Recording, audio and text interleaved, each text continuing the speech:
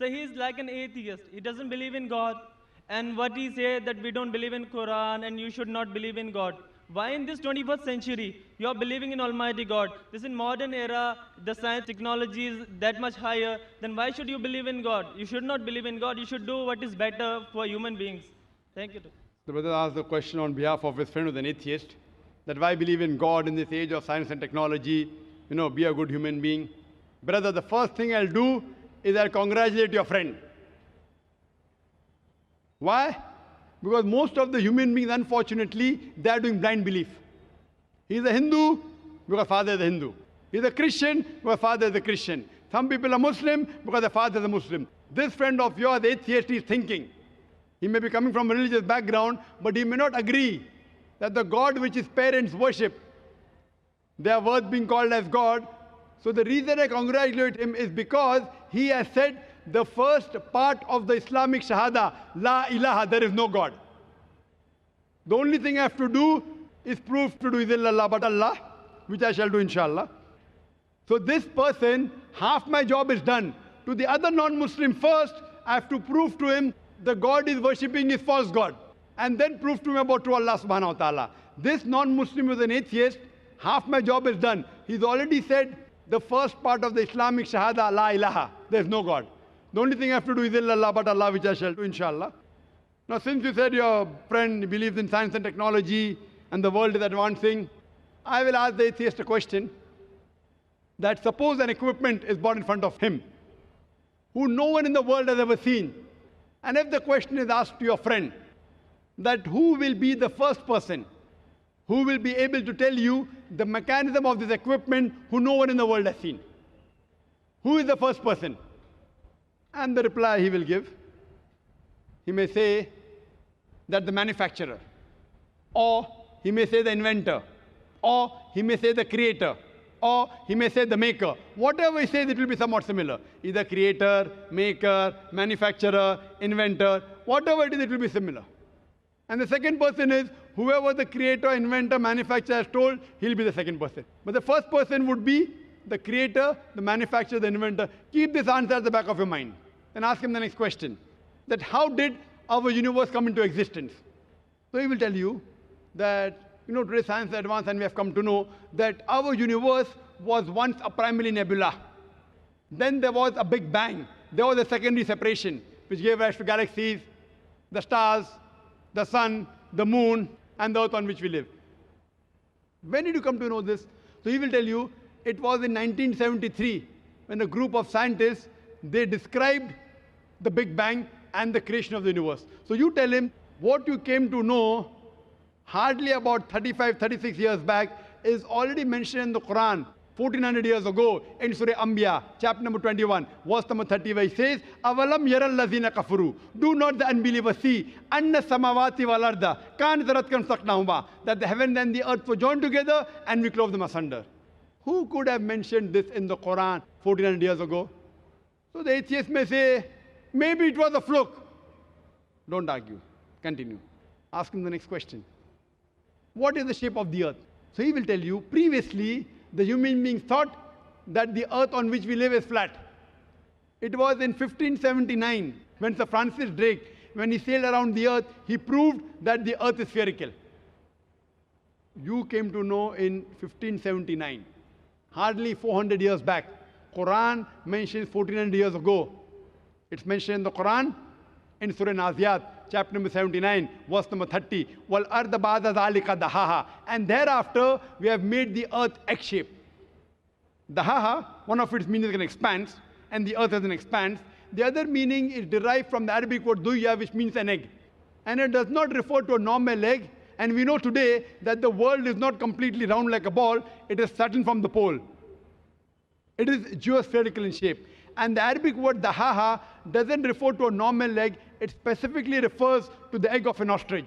And if you analyze the shape of an egg of an ostrich, that too is geospherical in shape. Imagine, the Quran speaks about the geospherical shape of the earth 1400 years ago. You ask a friend, who could have mentioned this in the Quran? He will say, oh, maybe your Prophet Muhammad, peace be upon him, he was an intelligent man. Don't argue, continue. You ask him, the light of the moon, is it its own light or reflected light?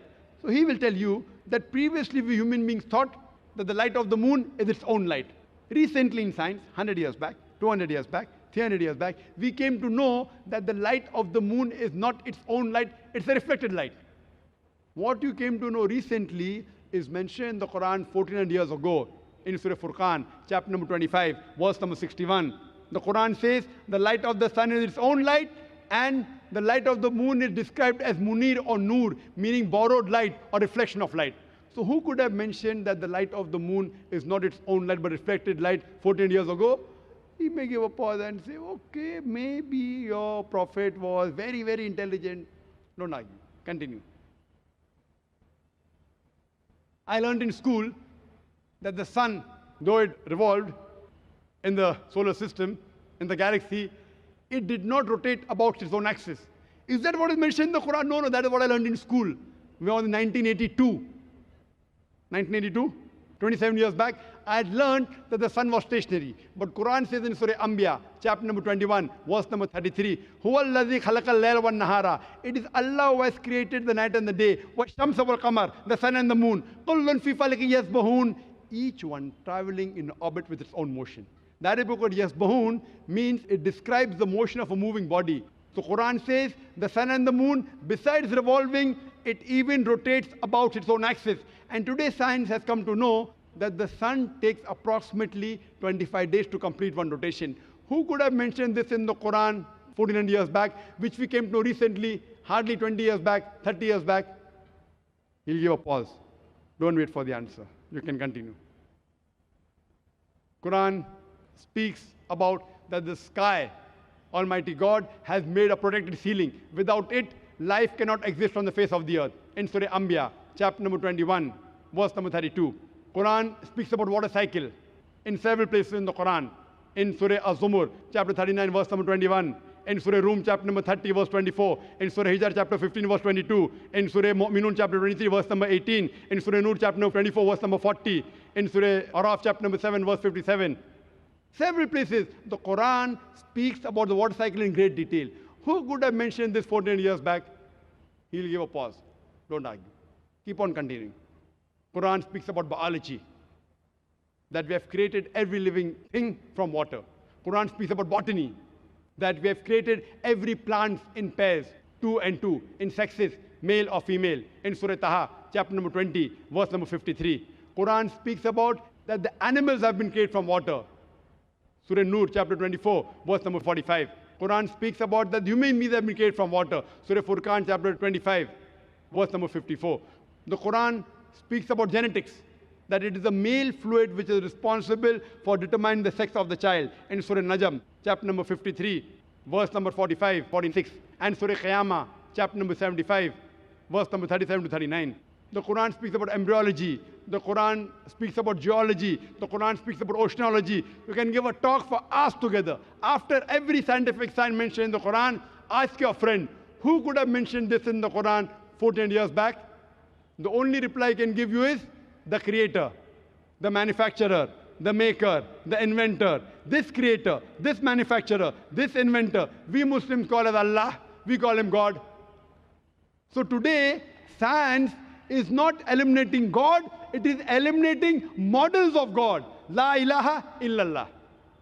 That's the reason a famous philosopher by the name of Francis Bacon said, little knowledge of science makes you an atheist, but in-depth knowledge of science brings you closer to Almighty God. So you can ask your friend to see my video cassette, Is the Quran God's Word? And Quran Modern Science, in which there are various other proofs talking about the existence of Allah subhanahu wa ta'ala. Hope that answers the question.